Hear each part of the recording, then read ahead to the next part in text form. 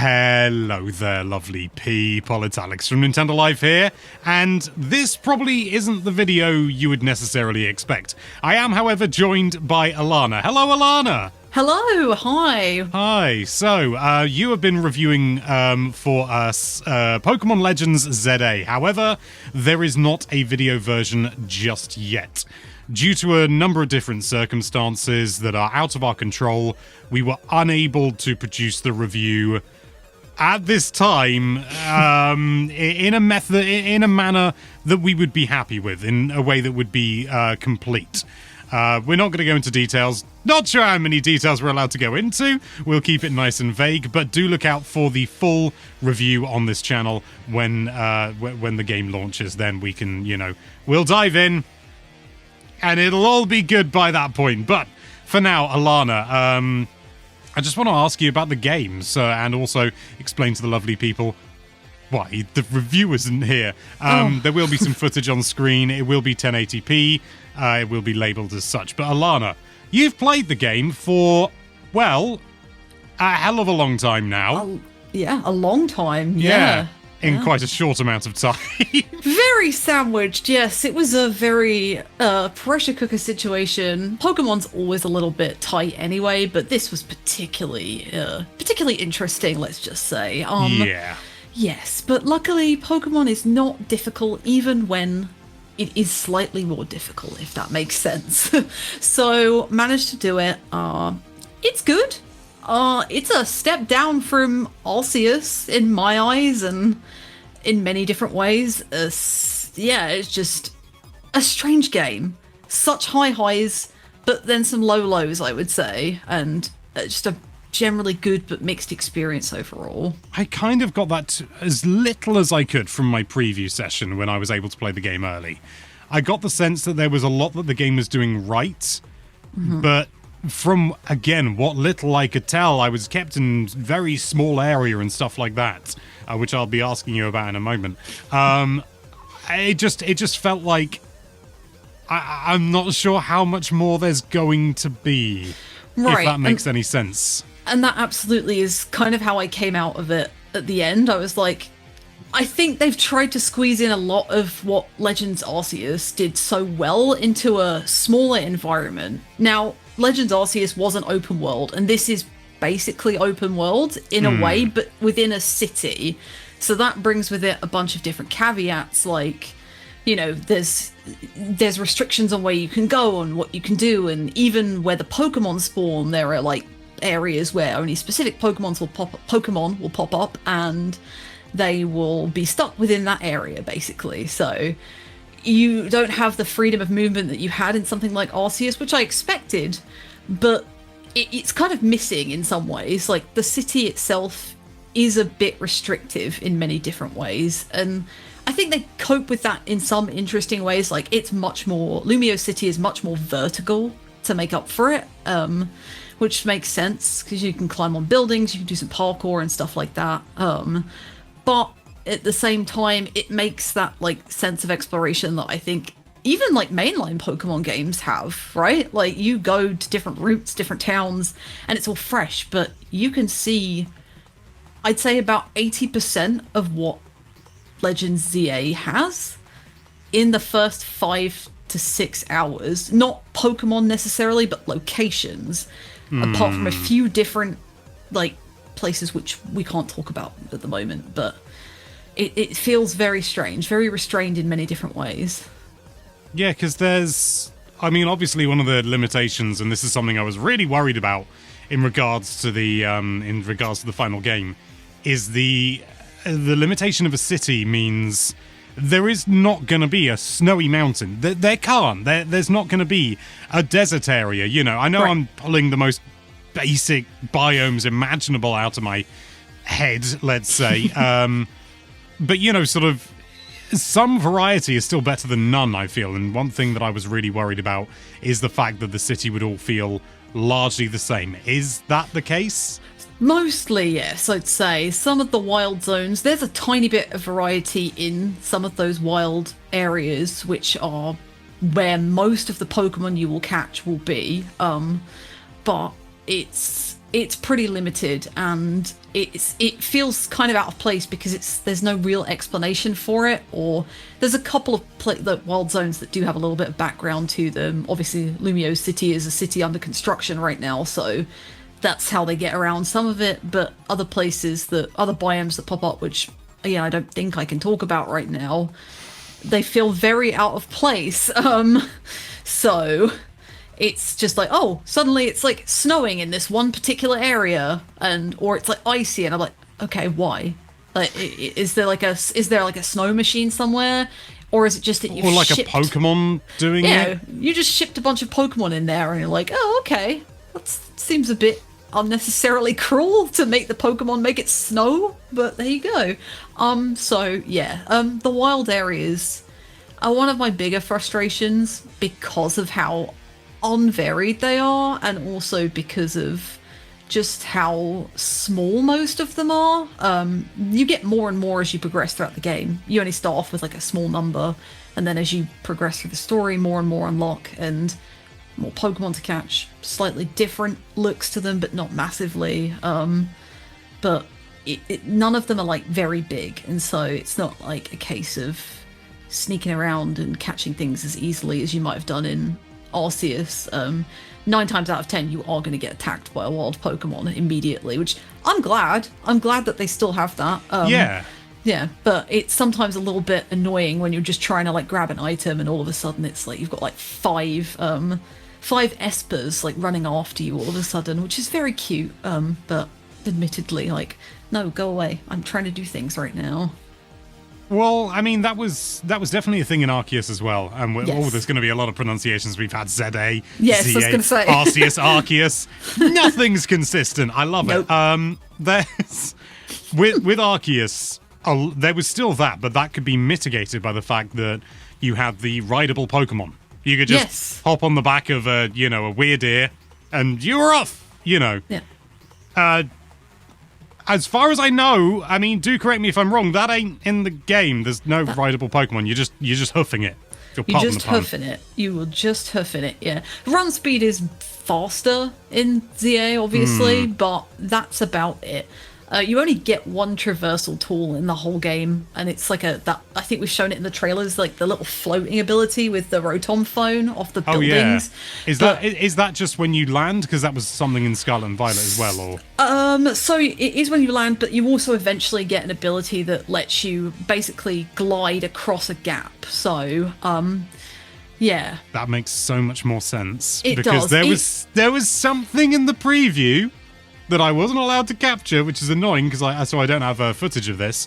But basically there was like an item on top of like almost like a stall or a stand or something. Yes. And I just could not reach it. And I was, I tried everything. I even tried speaking to the representatives behind me, and they were like, and maybe they did know, but they were certainly going, oh no, I'm not sure, sort of, maybe that they did know, but they didn't want to reveal it and stuff like that, which is absolutely fine. But it did make me go, what the fuck am I supposed to get that funny thing?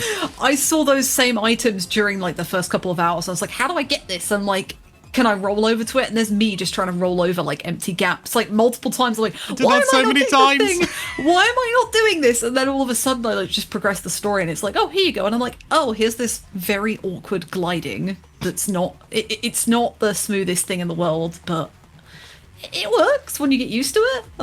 Yeah. There you go. I mean, we've been quite critical thus far, but you did say that the game was good. So what are some things you like? Let's talk about the battles and the fighting, which I think are extremely good. I am so glad. Like, I don't ever play Pokemon for like extremely deep RPG systems, right? I don't think, unless you're like extremely competitive, I don't think many people do. They're like, oh, let's capture the Pokemon, have fun, do some fights, here we go. But the change to real time, I think, is a massive gain for this game, and I think it's easily the best thing about it. Putting attacks on cooldowns instead of PP is like a complete game changer, honestly, and it makes moves like Protect and Poison and Spikes and stuff like that. Everything has a purpose, and all of a sudden I'm not just building like teams of Pokemon that are like, oh, you're like gonna hit fast and hard, and then you're gonna do, I don't know, you're also gonna hit fast and hard, but with different types, basically. Now it's like, oh, I need to keep Fire Wheel, or Flame Wheel, I think it's called, on this Pokemon, because it will drop a fire AoE on the floor, that if a Pokemon walks over it, they'll take damage, and it will stay there for like 20 seconds. And if the Pokemon's weak to it, then that's like 3 or 4 ticks of super effective damage, which is really useful. And you're like, oh, this is like actually interesting. And then on the flip side, things like Stealth Rock and that, which seems to catch me out every time. My opponents would use it frequently, so these like spike balls will come up in the air, and it basically creates like a wall, so they can walk through it without taking damage, but if me or the Pokemon that I'm using walk through it, they will take damage. And so space and status effects are suddenly like very important, and it makes for such an interesting dynamic, particularly earlier on when you're trying to like find your feet and get used to it, because I've been conditioned to play Pokemon pretty much the same way for my entire life. So now it's like, oh, I have to think. Like, I actually have to think more than no one. Which is, I don't mean that in a bad way. I think it's good. Because like, even with Arceus, right? Like, there was, that had the strength and the speed system, right? Or I don't remember the specifics. Something like that, yeah. It was like different styles. All That's I remember right. is, it, you know, when you'd select something, it sounded like 2 bits of wood clacking together, and I loved that. Yeah, that's so good. So tactile. So that added like a little layer of depth to it, but obviously it was still like very turn-based, and essentially you could mostly get through the game the same way as you could any other combat in battles. But with ZA in particular, like, this real-time system means you just have to think about what order you're using attacks in. Like, you don't want to use Overheat and bust all your special attack when you've still got 3 different skills that will do more damage or less damage, but will be affected in negative ways in some ways. So it's really, really good, and it pairs really well with the ZA ranking system, where you have to fight so many trainers over so much time throughout the entire game, basically, that you can't approach most battles in the same way, I would say. And it's, I mean, I just want to make this sort of thing clear, because people jump around in videos and they don't always hear stuff. We're not saying that like competitive Pokemon isn't tactical or anything like that. Oh, but no. broadly, for the average person who just picks up Pokemon, you know, Scarlet and Violet or something like that, and they play through it, you don't have to play tactically. It's just not required. Whereas it sounds like here, it is? It pretty much is, yeah. You could probably overpower... and you can. Yeah, you can overpower stuff eventually. Like, I think by the end of the game, I was like maybe 7 or 8 levels over-leveled, and at that point, it's just kind of like, well, I can tank damage, and I can use items when I can, and you mentioned this in your preview, Alex, items are on a cooldown, so you can't just eat like 15 potions at the same time during a fight. You eat the potions? I don't know how they... Do you spray it on them? I'm thinking of Final Fantasy you have to potion spray logic. it in their eyes or something. But yeah, so... Don't spray anything in anyone's eyes. Don't do that, yeah. You've heard it here Or first. pets. No spraying. Stop it.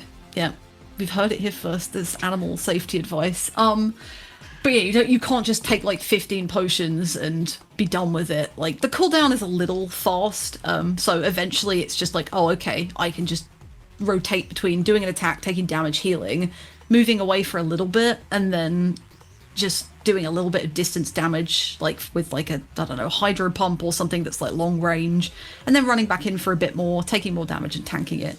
So but that's already tactical. Yeah, right, exactly. It's a little bit more of there's more steps to think about, which I love. Like the combat there's so many fights that maybe I did get a little bit worn out towards the end, and also, you know, I've had to play this game in a short period of time, so it's, you know, it's like a lot to take in at the same time, as well as like just trying to like power through it. And it, as you said, Alex, it is already a step above. It's more steps than I've ever had to take in a Pokemon game before. Like, I don't have to just rely on my speed stat anymore. I don't have to rely on my accuracy anymore.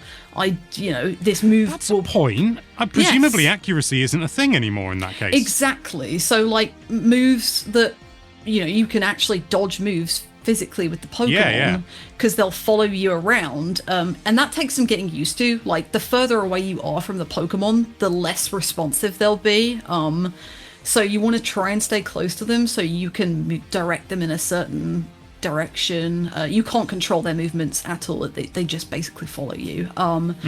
But some moves It's not will Astral always... Chain after all. It's not Astral Chain. And it will, like, there are some moves that are guaranteed hits, obviously. You would expect that. Like, Quick Attack is never really going to miss, and neither is something like, I don't know, Blizzard, or Surf. Although Surf has got, like, a pretty wide hitbox. But so you could dodge it, theoretically, but most of the time it's pretty hard. So, yeah, accuracy is not really a thing anymore. You just have to hope that the Pokemon doesn't move out of the way, and vice versa. You have to move out of the way of moves if you think you can, or just take the hit. Well, that's, I think, just a little taster. We are limited on what we can talk about now. Obviously, as we say, look forward to the review that will be coming out on launch day. But if you want to read the review, you can do so right away over on NintendoLife.com. It's just, due to factors, it's not happening on the channel just yet, but we will get it done as soon as we flippin' possibly can. But for now, I just want to say, Alana, thank you so much for coming along. And thank you so much for watching. If you like this video, then why don't you Mega Evolve that subscribe button? What's it gonna be? Be sure to check out NintendoLife.com for all sorts of lovely Nintendo-related content. Thank you again for watching. Bye-bye.